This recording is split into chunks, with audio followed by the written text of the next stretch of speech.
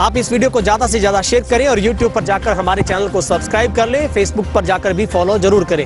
साथ अंजू बालाजी हैं जिन्होंने रातों रात ही अपने पत्ते पलट दिए सब चीज़ों में। क्या लगता है सबसे बड़ा क्या कारण रहा आपको कांग्रेस को त्यागना पड़ा और आपने बीजेपी में आस्था जताई है? क्या लगता है कितने खुश हैं आप बीजेपी में आकर? खुश हूँ मैं बीजेपी में आकर, क्योंकि मेरे को रातों रात इसलिए पत्ते पलटने पड़े कि 4 साल हो गए वार्ड में कोई काम नहीं हो रहे। ठीक है, 1 साल के लगभग हमारा एमएलए साहब को बने हुए भी हो गए। उन्होंने आके भी हमें एक बार भी नहीं पूछा कि आपके वार्ड की क्या डिमांड है। कभी हमारा वार्ड देखा तक नहीं उन्होंने। ठीक है, इलेक्शन में जरूर हम साथ गए हैं, उसके बाद किसी ने हमारी पूछताछ नहीं की है। इन लोगों ने मुझे विश्वास दिलाया कि हम आपके वार्ड के जो 4 सालों में काम नहीं हुए वो हम 6 महीने में करवा देंगे, आप हमारा साथ दो। तो मैं तो अपने वार्ड के कामों के लिए इनके साथ आई हूँ, और ना ही मेरा कोई निजी स्वार्थ है इसमें, ना ही मुझे कुर्सी का लालच है। ठीक है, और पैसे की ना मैंने कभी लालच किया और ना ही करेंगे आगे। हमें काम से मतलब है, हमारे शहर के काम हो और मेरे वार्ड के खास तौर पर हो। अंजू बाला जी, आपको क्या लगता है, आप इतने सालों से कांग्रेस के साथ थे, हमेशा आप साथ खड़े होते थे, आपको लगता है कि आपकी वहाँ पर सुनवाई नहीं हुई? आपको क्या लेट लतीफी? मेरी सुनवाई नहीं हुई जी, क्योंकि मैं चाहती हूँ मेरे वार्ड के काम। ठीक है, 6 वार्ड को भी मैं अपना वार्ड मानती हूँ, क्योंकि वो भी मेरे वार्ड के साथ ही है, वो लोग भी हमारे अपने हैं। वो भी आके हमसे बोलते हैं कि हमारे वार्ड में ना सीवर है, ना पानी की पाइपें हैं, गलियाँ तो दूर की बात है जी। तो हम लोगों को क्या जवाब दे? 6 महीने बाद फिर इलेक्शन आने वाला है, तो हम क्या जवाब देंगे? और मैं चाहती हूँ कि चलो जो 4 सालों में नहीं हुआ शायद अब 4-6 महीने में हो जाए। ना 100% ना होगा तो 50% तो हो कम से कम। इसीलिए मैंने भाजपा का साथ लिया है। मगर कांग्रेस के कुछ पार्षदों की तरफ से आरोप है कि अंजू जी को बहुत बड़ा एक लालच दिया गया, या फिर उनको कुछ ऐसे सबजबाग दिखाए गए कि उन्होंने रातों रात ही अपनी बाजी पलट दी। आपको लगता है कुछ स्वार्थ छिपा था इसमें? नहीं, ना मेरा कोई स्वार्थ है और ना इन्होंने मेरे को कोई लालच दिया है। ठीक है, अगर वो बोल रहे हैं ना कि चेयरमैन ने का लालच दिया, चेयरमैन अगर पार्टी चाहेगी मेरे को बनाना तो बना दे, कोई दबाव नहीं है इनके ऊपर। बाकी कोई पैसे की बात नहीं हुई, ना ही मैंने किसी से कोई पैसा लिया है। कोई साबित करके दिखा दे कि अंजू ने 1 रुपया भी लिया। 4 सालों में मैंने कमेटी से कोई 1 रुपया तक नहीं लिया। ठीक है, ना ही मैंने कभी कमीशन मांगा है। वो जो ये साहब बैठे हैं 3 साल तो वही हमारे साथ थे। आप रातों रात ही मन बना या कई दिनों से टच में बीजेपी से लगातार आपका मन? मैं 1-2 दिन से ये इनसे मेरी बात हुई है, पहले नहीं थी।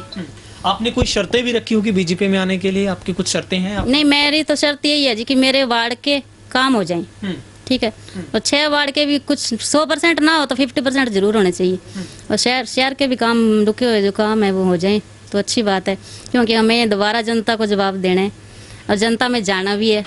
ठीक है, अब सुख बुगाट ये है कि इस बीजेपी और जेजेपी में एक ऐसा स्ट्रॉन्ग कैंडिडेट है जो चेयरमैन की कुर्सी के लिए सबसे मजबूत दावेदारी रखता है, जिसमें सबसे ऊपर आपका नाम आता है। आपको लगता है आप दावेदारी जताते हैं, आपको मौका मिलता है? हाँ जी, अगर मेरे को मौका मिलता है तो मैं इसको बखूबी निभाने की कोशिश करूँगी, और इनके सब साथ होगा सबका तो हम काम भी करेंगे अच्छा। ठीक है, आपको क्या लगता है, आपकी क्या कमिटमेंट है पूरे शहर के लिए अगर आपको कुर्सी मिलती है? सबसे बड़ा ड्रीम प्रोजेक्ट इस शहर के लिए क्या? आपको लगता है जो काम इतने सालों में नहीं हो पाई, करीब 4.5 साल का वक्त बीता, 1.25 साल से कुर्सी खाली है, लगता है इस 6 महीनों में वो काम हो सकता है जो 4 सालों में नहीं हो सका? हो सकता है जी, अगर कोशिश करेंगे तो होगा, जरूर होगा। ऐसी बात नहीं है नहीं होगा, और ना चलो पूरे ना होगा, कुछ तो जरूर होगा। शहर का विकास तो होगा ही होगा। यही चेयरपर्सन की कुर्सी को जब अविश्वास प्रस्ताव लाया गया, आप उस वक्त कांग्रेस में थे, तो आपके ही कुछ कांग्रेस के समर्थित पार्षदों की तरफ से ये आरोप लगाया जाता था कि कांग्रेस में सिर्फ और सिर्फ एक नेता की चलती है, जो वो चाहता है वही होता है। क्या ये सच था? कौन नेता था? उस टाइम मेरे को नहीं पता था जी किसकी चलती है किसकी नहीं चलती। उस टाइम भी मैं इसी बात पर खिलाफ थी कि काम नहीं हो रहे, और अब भी मैं ये बोल रही हूँ कि काम नहीं हो रही। ठीक है, और मेरे तो काम होने चाहिए वार्ड के, और मुझे कुछ नहीं चाहिए। आज आपको कुछ जानकारी थी कि आज पीठासीन अधिकारी वहाँ पर नहीं आ रहे हैं? यहाँ नहीं, मेरे को कोई जानकारी नहीं थी। मैं 11 बजे इनके पास आई थी तैयार हो गए, तो उस टाइम भी अभी पता नहीं था कि आएंगे या नहीं आएंगे। मतलब आज आपके जहन में ये था कि शायद आज चुनाव हो जाएगा और सब कुछ ठीक? हाँ जी, और हम नगर परिषद के पास पहुँच भी गए थे सबके सब। फिर बाद में बोले कि वो आए नहीं है एसडीएम साहब, तो जाने की कोई ज़रूरत नहीं है, तो वापस चलते हैं। सब वहीं से वापस आए हैं हम, सारे के सारे पार्षद वहाँ गए थे जी। बहनों और भाइयों, पंजाब स्टेट मां लक्ष्मी दिवाली पूजा बम्पर 2020 की टिकटें मिलने का एक ही विश्वसनीय स्थान मदन लॉटरी सेंटर, रेलवे पुल के नीचे, मंडी डबवाली, हरियाणा। टिकट का मूल्य केवल मात्र 250 रुपए और इसके पहले 2 इनाम हैं 1.5 करोड़ रुपए के, जो कि केवल बिकी हुई टिकटों में से ही निकालकर आम पब्लिक, आम जनता को दिए जाने की गारंटी है।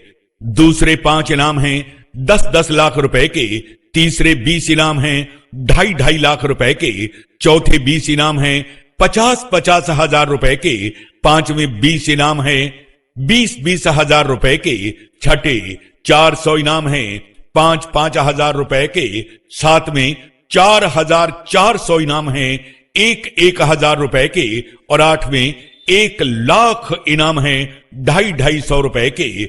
लॉटरी खुलने की तारीख है 18/11/2020, यानी यही आने वाली 18 नवंबर।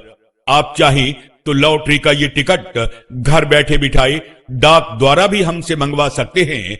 इसके लिए हमारे मोबाइल नंबर 94 163 96 236 अथवा 97 295 96 236 या फिर 86 194 60 051 पर कॉल करें और अपना टिकट घर बैठे बिठाए ही मंगवाएं।